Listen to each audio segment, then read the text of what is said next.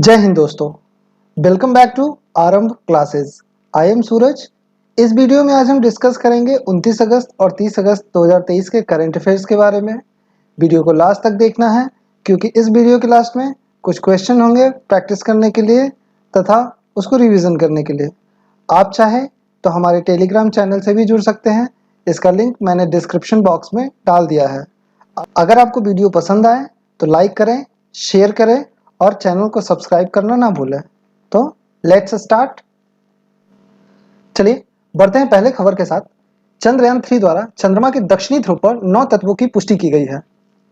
Rover प्रज्ञान ने दक्षिणी ध्रुव पर कुछ तत्वों का पता लगाया और इसरो ने सतह पर सल्फर होने की भी पुष्टि की है। इसके साथ ही उम्मीद के मुताबिक calcium, aluminium, iron, chromium, manganese और सिलिकॉन के साथ ऑक्सीजन का भी पता चला है। ये सभी जानकारी चंद्रयान 3 में लगे LIBS पेलोड ने साझा किया है। LIBS पेलोड की बात करें तो इसे बेंगलुरु स्थित laboratory for electro optic system ने तैयार किया है। इसी लेबोरेटरी ने 1975 में भारत के लिए पहली बार उपग्रह बनाया था। यह संस्था मिशन से जुड़े अहम सेंसर डिजाइन करता है। तो ये काफी इंपॉर्टेंट पॉइंट है कि LIBS पेलोड ने चंद्रमा के दक्षिणी ध्रुव पर 9 तत्वों की पुष्टि की है और इस पेलोड को बेंगलुरु स्थित laboratory for electro optic system ने तैयार किए हैं। अगला खबर है 2 सितंबर को आदित्य L1 लॉन्च होने वाला है। तो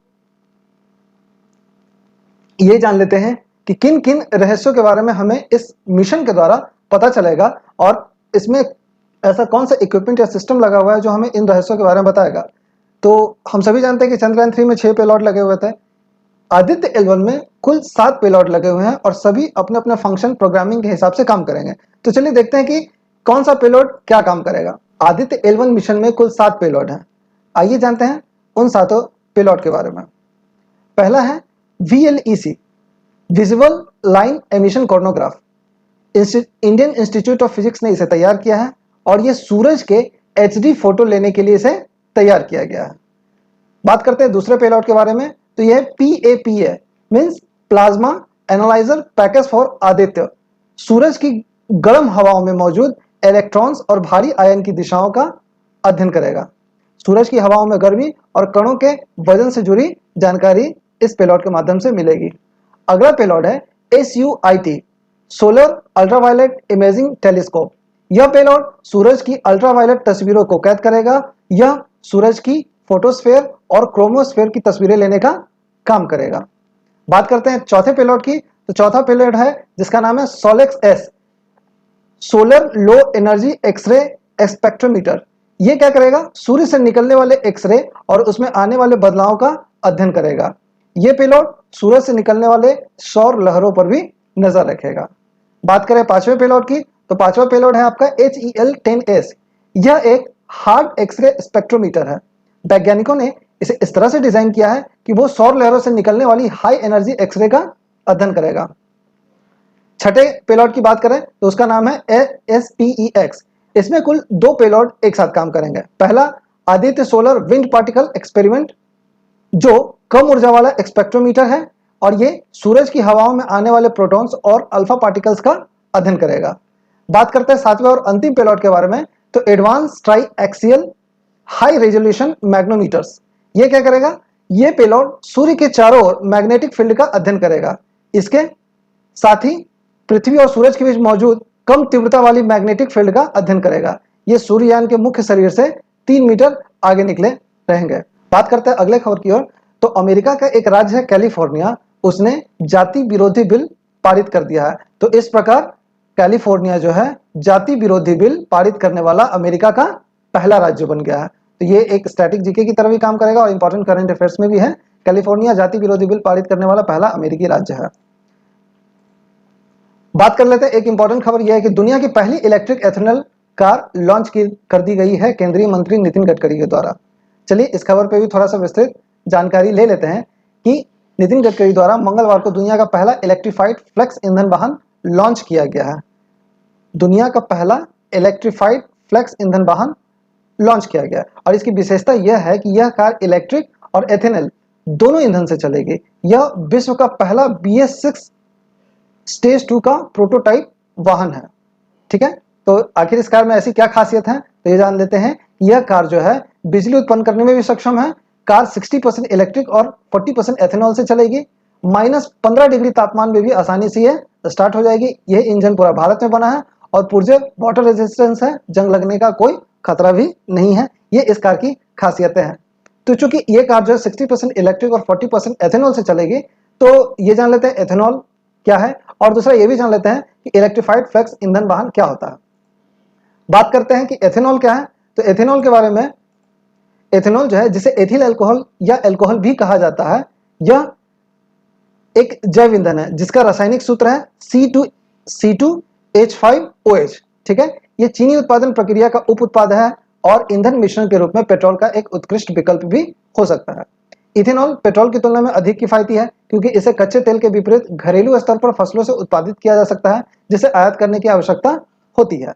यह कई अन्य चीजों के अलावा मक्का, गन्ना, भांग, आलू, चावल जैसे कृषि फीड स्टॉक द्वारा छोड़े गए बायोमास का एक जटिल व्युत्पन्न होता है। इथेनॉल मिश्रित ईंधन का उपयोग हमारे कार्बन पदचिह्न को कम करने और भविष्य की पीढ़ियों के लिए एक स्वस्थ वातावरण बनाने में मदद कर सकता है। ठीक है, अमेरिका, ब्राजील, यूरोपीय संघ और चीन के बाद भारत इथेनॉल का 5वां सबसे बड़ा निर्माता है। तो ये कुछ वेरी इंपॉर्टेंट पॉइंट हो जाता है as per point of strategy कि अमेरिका, ब्राजील, यूरोपीय संघ और चीन के बाद भारत जो है इथेनॉल का 5वां सबसे बड़ा निर्माता है। चलिए बात कर लेते हैं कि फ्लेक्स ईंधन वाहन क्या होता है। अभी हाल ही में सड़क परिवहन और राजमार्ग मंत्री ने BS6 स्टेज का प्रोटोटाइप का अनावरण किया है। तो चलिए इसके बारे में थोड़ा जान लेते हैं। यह दुनिया का पहला BS6 स्टेज विद्युतीकृत फ्लेक्स ईंधन वाहन है। एक विद्युतीकृत फ्लेक्स ईंधन वाहन में एक फ्लेक्सी ईंधन इंजन और एक इलेक्ट्रिक पावर ट्रेन होते हैं। इथेनॉल का उपयोग करके लचीली ईंधनें काम कैसे करती हैं? तो लचीली ईंधनें वाहनों पे एक आंतरिक दहन इंजन होता है और ये 83% तक गैसोलीन और गैसोलीन के किसी भी मिश्रण पर चलने में यह सक्षम होता है। फ्लेक्स ईंधन में इथेनॉल और पेट्रोल के अनुपात को समायोजित किया जा सकता है, लेकिन सबसे अधिक इस्तेमाल किया जाने वाला फ्लेक्स ईंधन 85% इथेनॉल और 15% पेट्रोल का उपयोग करता है। तो ये फ्लेक्स ईंधन वाहन से संबंधित कुछ इंपॉर्टेंट पॉइंट्स हैं।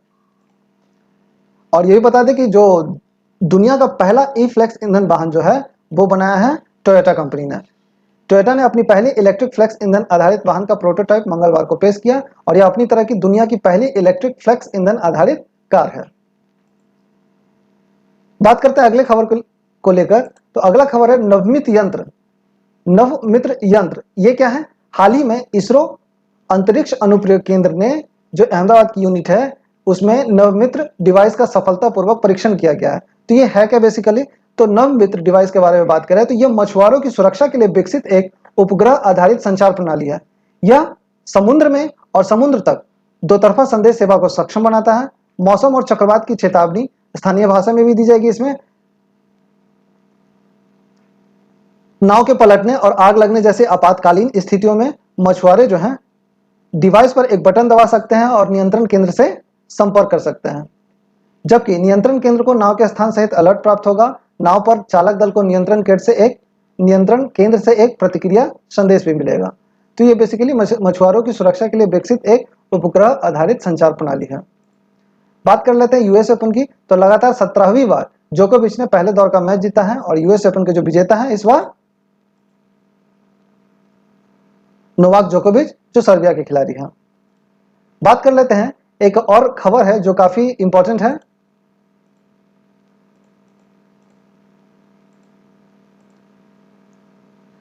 ताकाहे पक्षी, ताकाहे नाम का एक बड़ा उड़ानहीन पक्षी जिसे दशकों पहले विलुप्त माना जाता था, अभी न्यूजीलैंड के दक्षिण द्वीप के जंगलों में लौट आया है। देखिए, ताकाहे नाम की जो पक्षी है बेसिकली इसे न्यूजीलैंड के मूल निवासी दुनिया के सबसे दुर्लभ जीवों में से एक माना जाता है। ये प्रागैतिहासिक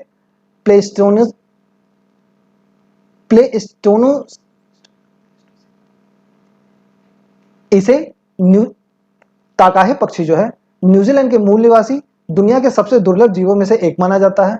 ये प्रागैतिहासिक युग के बाद से न्यूजीलैंड के पारिस्थितिकी तंत्र का एक आंतरिक हिस्सा रहे हैं, जैसा कि जीवाश्म अवशेषों से पता चलता है। 1800 के दशक के उत्तरार्ध में इनकी आबादी कम हो गई जब यूरोपीय निवासी अपने साथियों स्टॉट्स, बिल्लियों, फेरेट्स और चूहे के साथ वहां से पलायन कर गए थे। पक्षियों को औपचारिक रूप से 1898 में इसे विलुप्त घोषित कर दिया गया था, लेकिन 1948 में न्यूजीलैंड के दक्षिणी द्वीप पर कई सुदूर घाटियों में इसे फिर से खोजा गया था। तब से इनकी संख्या जो है लगातार बढ़ रही है। बात करते हैं ताकाही पक्षी के बारे में, तो इसकी विशेषता यह है कि ये चमकीले पंखों वाले बड़े मजबूत पक्षी होते हैं। इनके शरीर पर मुख्य रूप से नीले पंख, हरे पंख और एक बड़ी लाल चोंच होती है। इनके पैर गुलाबी होते हैं और इनकी पूंछ सफेद होती है। ये आकार में मुर्गी के आकार तक बढ़ सकते हैं, जिनका वजन 3 किलोग्राम तक हो सकता है। ठीक है, तो अगर क्वेश्चन में पूछा जाए कि ताकाही पक्षी का संबंध किस जगह से है, तो वो न्यूजीलैंड से हो जाएगा इसका आंसर।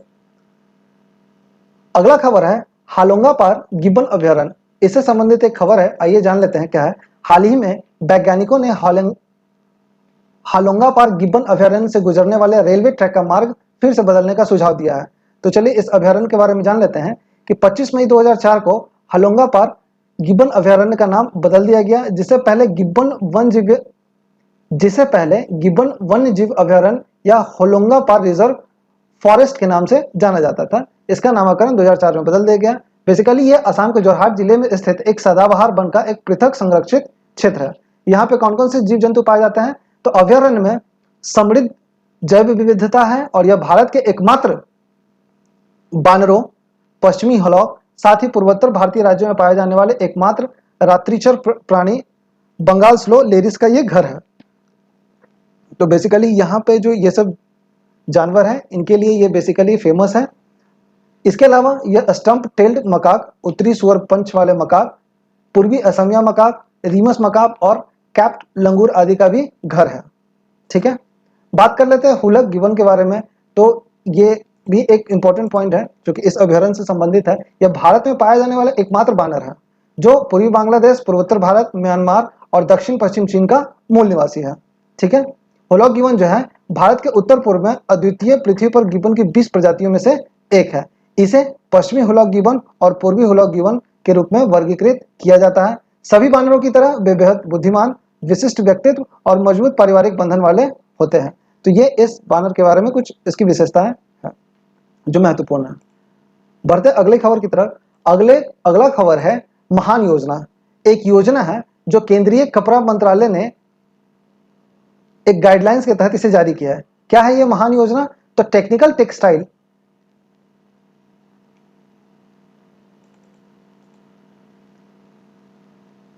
टेक्निकल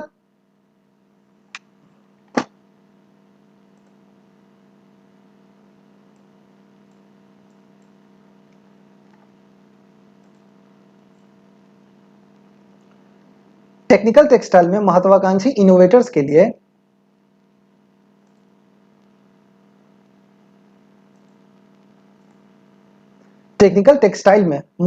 इनोवेटर्स के लिए अनुसंधान और उद्यमिता के लिए अनुदान योजना, जिसे ग्रेट योजना कहा जा रहा है, उसके व्यवसायीकरण सहित प्रौद्योगिकियों और उत्पादों के लिए प्रोटोटाइप का अनुवाद करने के लिए व्यक्तियों और कंपनियों का समर्थन देने पर यह केंद्रित है।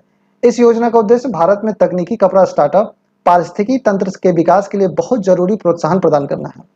विशेष रूप से बायोडिग्रेडेबल और टिकाऊ कपड़ा, उच्च प्रदर्शन और विशेष फाइबर और स्मार्ट कपड़ा जैसे विशिष्ट उपखंडों में ये शामिल है। बात करें इसकी फंडिंग की, तो इस योजना के तहत 18 महीने की अवधि के लिए 50 लाख रुपए तक की अनुदान सहायता प्रदान की जाएगी। कपड़ा मंत्रालय इंक्यूबेटरों को कुल अनुदान सहायता का 10% अतिरिक्त प्रदान करेगा।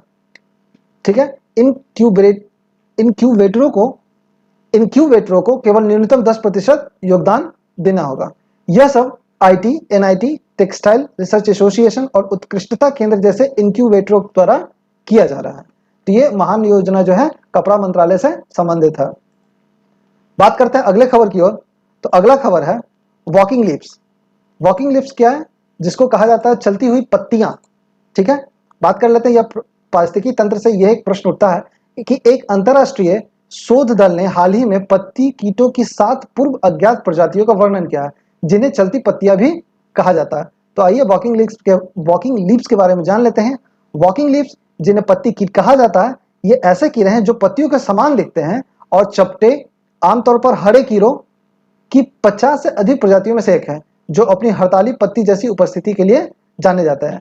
ये कीट पौधे पर भोजन करते हैं और आमतौर पर घनी वनस्पति वाले क्षेत्रों में निवास करते हैं।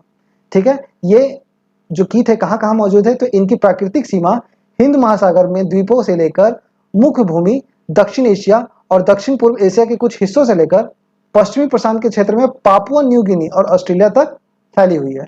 इन कीटों की क्या विशेषता है, तो उनके शरीर की लंबाई लगभग 28 से 100 मिलीमीटर होती है, अधिकतर भूरे रंग या हरे रंग के होते हैं। गति में वे हवा में पत्तियों की गति की नकल करते हुए आगे पीछे झूलते रहते हैं। ठीक है, तो ये इनकी वॉकिंग लीव्स की ये कुछ विशेषताएं हैं। तो वॉकिंग लीव्स से संबंधित एक रिसर्च पेपर आया था कि हाल ही में इनकी 7 पूर्व अज्ञात प्रजातियों का वर्णन हुआ है, जिसे चलती पत्तियां भी कहा जाता है। अगला खबर है, जम्मू और कश्मीर में भद्रवाह राजमा और रामबन सुलाई शहद को जीआई टैग मिला है। तो ये जम्मू कश्मीर से संबंधित काफी इंपॉर्टेंट न्यूज हो जाता है। वो ये कि कृषि और किसान कल्याण विभाग जम्मू ने इन उत्पादों के लिए जीआई टैगिंग की प्रक्रिया शुरू कर दी है। जीआई टैग अनाधिकृत शोषण को रोकते हुए अधिकृत उपयोगकर्ताओं को विशेष उपयोग का अधिकार प्रदान करता है। इस मान्यता से निर्यात बढ़ने और अंतर्राष्ट्रीय स्तर पर ब्रांडिंग की उपस्थिति बढ़ने और दुरुपयोग रोकने की भी उम्मीद बढ़ जाती है। जीआई टैग बेसिकली स्थानीय अर्थव्यवस्थाओं को लाभ पहुंचाने और उत्पादकों के लिए सामाजिक आर्थिक विकास को बढ़ावा देने के लिए तैयार रहता है। बात कर लेते हैं जीआई टैग के बारे में। तो चूंकि जीआई टैग जम्मू कश्मीर में भद्रवाह राजमा और रामबन सुलाई शहद को जीआई टैग मिला है, तो जीआई टैग क्या है, ये एक भौगोलिक संकेतक है जो किसी विशिष्ट भौगोलिक स्थान से आने वाले उत्पादों को दिया जाता है। जीआई टैग प्रमाणित करते हैं कि उत्पाद पारंपरिक तरीकों का उपयोग करके बनाए गए हैं और उनके मूल कारण क्या है, तो विशिष्ट गुण है। इसका उपयोग भोजन, हस्तशिल्प, औद्योगिक उत्पादों के लिए किया जाता है। जीआई टैग सुनिश्चित करता है कि केवल अधिकृत उपयोगकर्ता ही उत्पाद के नाम पर इसका उपयोग कर सकता है। इसको जीआई टैग कौन प्रदान करता है और कैसे नियंत्रित होता है, तो यह एक प्रकार का आईपीआर है, इंटेलेक्चुअल प्रॉपर्टी राइट है, जो औद्योगिक संपत्ति के संरक्षण के लिए पेरिस कन्वेंशन के तहत मान्यता प्राप्त और संरक्षित है। डब्ल्यूटीओ को बौद्धिक संपदा अधिकारों के व्यापार संबंधित पहलुओं पर समझौता अंतरराष्ट्रीय स्तर पर जीआई टैग की सुरक्षा के लिए एक रूपरेखा प्रदान करता है। भारत में जीआई का पंजीकरण और संरक्षण माल के भौगोलिक संकेतक अधिनियम 1999 द्वारा शासित होते हैं, जो सितंबर 2003 से प्रभावी हुआ है। तो ये भी काफी इंपॉर्टेंट न्यूज है और इंपॉर्टेंट इंफॉर्मेशन है। जीआई टैग क्या है और इसे कौन प्रदान करता है और ये कैसे नियंत्रित होता है। अगला खबर है, भारत और न्यूजीलैंड ने नागरिक उड्डयन के क्षेत्र में सहयोग बढ़ाने के लिए एमओयू पर हस्ताक्षर किया है। चलिए बात कर लेते हैं। तो ये क्या है कि हाल ही में नागरिक उड्डयन के क्षेत्र में अपने सहयोग को मजबूत करने के लिए एक समझौता ज्ञापन पर के माध्यम से समझौते पर औपचारिक रूप दिया गया और इस पर हस्ताक्षर किया गया भारत और न्यूजीलैंड के बीच। चलिए बात करते हैं। एमओयू में सहयोग का एक व्यापक दायरा शामिल है, जिसमें नए उड़ान मार्गों की सुविधा, कोड से सेवाओं की स्थापना, यातायात अधिकारों का आवंटन और क्षमता पात्रता के निर्धारण जैसे प्रमुख पहलुओं पर ध्यान केंद्रित किया गया है। हस्ताक्षर समारोह भारत की राजधानी नई दिल्ली में दोनों देशों के बीच प्रतिष्ठित अधिकारियों की उपस्थिति में साथ हुआ था। तो मोटी तौर पर नागरिक उड्डयन क्षेत्र में सहयोग के लिए किन दो देशों के बीच एमओयू पर हस्ताक्षर हुए हैं, तो वो भारत और न्यूजीलैंड है। अगला खबर है, भारत के माननीय राष्ट्रपति जी ने दादी प्रकाश मणि की स्मृति में एक डाक टिकट जारी किया है। चलिए ये कौन है, देख लेते हैं इस व्यक्तित्व के बारे में। तो भारत की माननीय राष्ट्रपति द्रौपदी मुर्मू ने दादी प्रकाश मणि की विरासत के सम्मान में स्मारक टिकट का अनावरण किया है। यह कार्यक्रम जो है 25 अगस्त 2023 को राष्ट्रपति भवन में के सांस्कृतिक केंद्र में हुआ था। ठीक है, यह पहल दादी प्रकाश मणि की 16वीं पुण्यतिथि पर एक श्रद्धांजलि के रूप में की गई थी।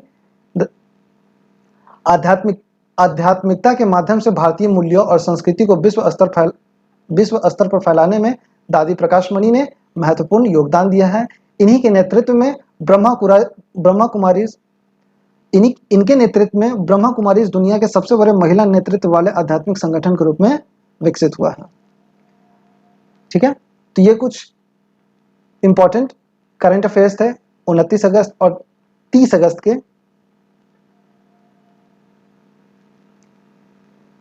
चलिए अब कुछ क्वेश्चन को प्रैक्टिस कर लेते हैं।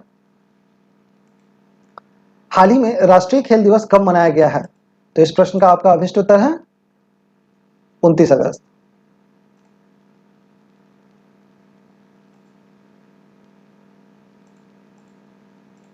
अगला प्रश्न है आपका, हाल ही में दिवंगत हुए अंग्रेजी भाषा के पहले साहित्य अकादमी पुरस्कार प्राप्त करने वाले कवि कौन है, तो उनका नाम है जयंत महापात्रा।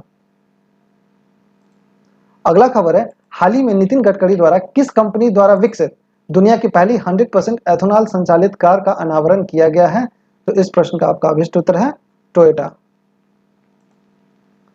अगला प्रश्न है आपका, हाल ही में किस राज्य या केंद्र शासित प्रदेश के भद्रवाह राजमा और रामबन सुलाई शहद को जीआई टैग मिला है?